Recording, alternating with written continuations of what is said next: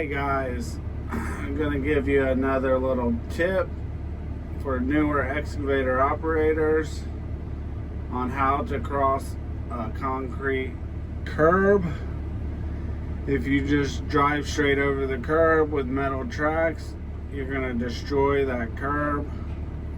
Doing it this way, you can get over it with minimum to no damage.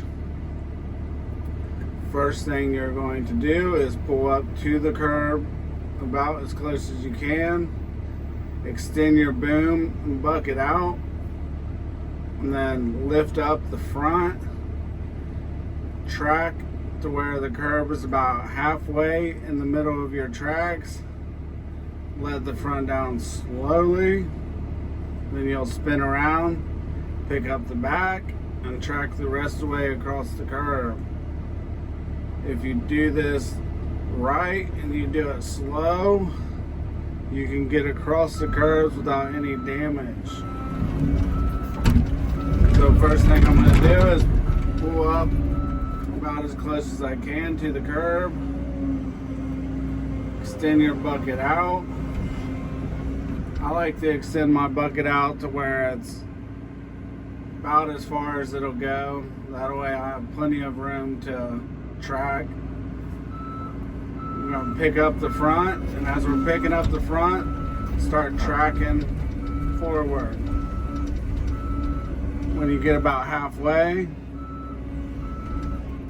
let it down slowly. Don't let it down hard on the concrete. Let it down slowly, and then you'll spin around this way. Plant your bucket. If you don't want your bucket extended out real far this way, because you're going to be tracking the opposite way of your bucket. Pick up the back and then track the rest of the way. As you can see, there's no damage done to the curb. It's hard to tell because it's so muddy, but doing it that way, you have a lot higher chance of not damaging the curb. Sometimes you might get a little piece broke off where your track laid on it, but for the most part, if you do it right and do it slowly, you can get over it. Pull up to the curb about as close as we can. Extend the bucket out, lift it up, and track forward. Once we get about halfway, let it down slowly. Spin back around this way. Have your bucket up close. And do the same thing. Lift up this side and then track backwards. It's a little muddy, but as you can see, you might be able to see from the video, we tracked over the curb both ways in the same spot and did no damage to the curb.